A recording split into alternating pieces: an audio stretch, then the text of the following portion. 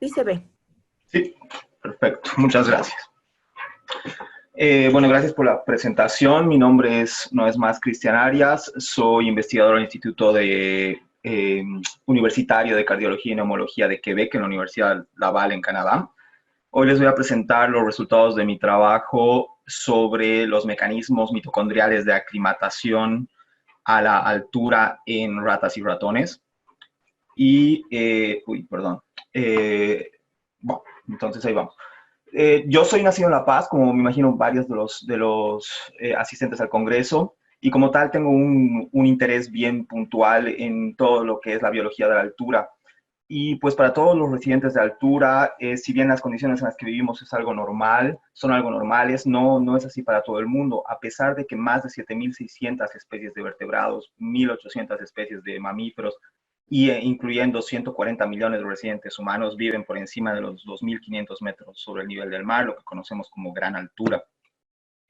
Precisamente dentro de estas poblaciones de humanos que viven en la altura, existen algunos modelos de adaptación, en este caso, que son bien estudiados, que incluyen tal vez a las más importantes, que son las poblaciones de tibetanos y de los andinos incluyendo una proporción de quechuas y aymaras, y que interesantemente presentan fenotipos que son diferentes en cuanto a su adaptación a la altura. Los tibetanos muestran una frecuencia ventilatoria, estamos hablando de respiración, de reposo que es más alta en comparación a las poblaciones que viven al nivel del mar, saturaciones arteriales que no tienen cambios siempre en relación a las poblaciones del nivel del mar, niveles de hematocrito y hemoglobina también sin cambios, y además lo que es bien interesante es que no muestran rasgos de tendencia a hipertensión pulmonar. En cambio, en las poblaciones andinas, el fenotipo es un poco diferente. No existen cambios a nivel de la ventilación en reposo, pero sí las saturaciones arteriales son menores, los hematocritos y las concentraciones de hemoglobina son más altas, y hay claros rasgos de hipertensión pulmonar. Y esto es realmente llamativo porque algo similar pasa cuando estudiamos ratas y ratones de laboratorio que han sido criados y reproducidos en la altura, en este caso en La Paz. Hablando de las cepas FBB de ratones y Sprague-Donnelly de ratas, los ratones muestran una ventilación incrementada y un volumen pulmonar incrementado, algo parecido a lo que pasa con los tibetanos, mientras que las ratas muestran hematocritos incrementados, hemoglobinas incrementadas y claros rasgos de hipertensión pulmonar, además de un metabolismo reducido, que son rasgos que había descrito ya para las poblaciones andinas. Esto se vuelve todavía aún más interesante si consideramos de que en condiciones naturales las ratas no existen en ecosistemas de altura, al contrario de los ratones.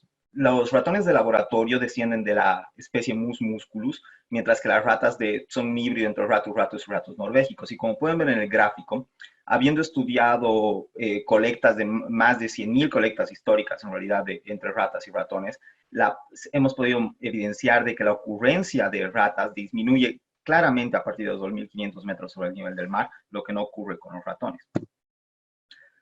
Ya trabajando en laboratorio y esto en condiciones a nivel del mar, pero simulando condiciones hipóxicas parecidas a las que ocurren a 4.000 metros sobre el nivel del mar, que es más o menos la altura que tenemos en la ciudad del Alto, hemos visto que cuando exponemos a ratas y ratones de laboratorio por diferentes periodos a una concentración de oxígeno del 12%, a nivel metabólico las ratas no muestran una reacción como tal, como pueden ver en el gráfico acá. En cambio, los ratones sí muestran un comportamiento bien interesante, que es un incremento en el consumo de oxígeno y en la producción de dióxido de carbono. Ambos son parámetros reporteros de la tasa metabólica.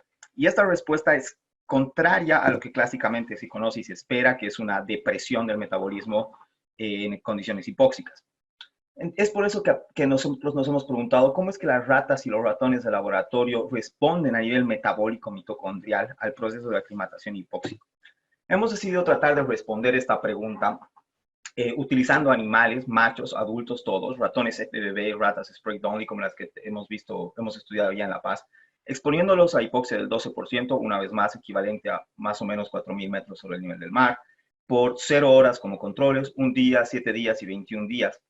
Y hemos tomado muestras de tejido hepático, porque el hígado en los roedores consume más o menos el 50% de la demanda energética, y hemos estudiado estos tejidos hepáticos a partir de técnicas de respirometría de alta resolución. Es decir, hemos evaluado el consumo de oxígeno a nivel mitocondrial cuando activábamos diferentes pathways moleculares, luego como los pathways que reciben electrones a partir del NADH, el pathway S que recibe electrones a partir del FADH, e incluso el pathway que recibe electrones a partir de la beta-oxidación, que va directamente a la ubiquinona y al complejo 3. A partir de esta técnica hemos podido medir los niveles de respiración mitocondrial y cuantificar las capacidades mitocondriales máximas de ratas y ratones. ¿Qué es lo que hemos encontrado? En cuanto a ratones y a nivel de respiración mitocondrial, perdón, en ratas y a nivel de respiración mitocondrial, pues no hemos encontrado ninguna diferencia. En todos los tiempos de exposición, incluyendo los controles normóxicos, sin importar qué vías metabólicas de alimentación de electrones estaban activadas, ya sean las NADH relacionadas con el complejo 1 o las FADH2 relacionadas con el complejo 2, o ambas, o incluyendo la beta-oxidación, pues no existía ningún cambio. Las mitocondrias de ratas no mostraban ningún cambio. Interesantemente, en ratones ocurría lo contrario. Al día 21 de exposición a la hipoxia, sí existía un incremento en la producción de oxígeno, lo que nos lleva a pensar que también existe un incremento en la producción energética, de ATP en este caso. En resumen, los ratones tienen la capacidad de aumentar su consumo de oxígeno mitocondrial a partir del día 21 de exposición a hipoxia. Todo esto siempre en tejido de hígado. Es así que hemos querido explicar cómo podría estar esto pasando, qué ajustes a nivel mitocondrial ocurrirían para permitir que las mitocondrias del hígado de ratones puedan incrementar su consumo de oxígeno. Hemos cuantificado la capacidad máxima mitocondrial. Esto quiere decir el consumo de oxígeno que se da cuando todas las vías de alimentación de electrones a nivel de la cadena de transporte de electrones están activadas, en este caso los pathways dependientes de NADH, FADH y beta-oxidación. Y lo que hemos observado es, como ustedes pueden ver acá, es que tanto en condiciones normóxicas como al día, a los 7 días y a los 21 días, los ratones siempre presentaron mayores capacidades máximas de transporte de electrones. Esto es bastante interesante, pero se ha vuelto aún más interesante cuando hemos evaluado el nivel de activación que cada una de estas vías, la vía metabólica dependiente del NADH, del FADH y de la beta-oxidación, estaban activadas.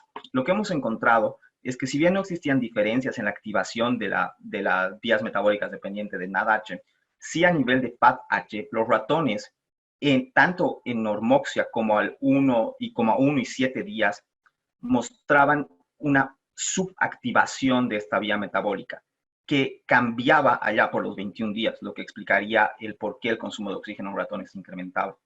Lo mismo cuando tanto las vías metabólicas de NADH y FADH estaban activadas al mismo tiempo, pero en este caso era a los 7 días que esta superactivación ocurría. En resumen, los ratones tienen la capacidad de modular su capacidad oxidativa mitocondrial, valga la redundancia. ¿Qué significa esto? Que las mitocondrias de hígado en ratones tienen mayor plasticidad que en las ratas en condiciones de hipoxia crónica. Esto podría explicar en parte el éxito que tienen algunas especies y algunas poblaciones humanas en la colonización de ambientes hipóxicos, que como les he mostrado es diferencial, no todo el mundo desarrolla el mismo fenotipo apto para la colonización de ambientes hipóxicos. Y además es interesante porque abre oportunidades para el estudio de enfermedades importantes como el mal crónico de montaña en ambientes de altura como La Paz y el altiplano boliviano. Pues con eso solamente quiero agradecer a los miembros de mi laboratorio que han participado en mi trabajo, a las agencias que financian mi investigación y a ustedes por su atención.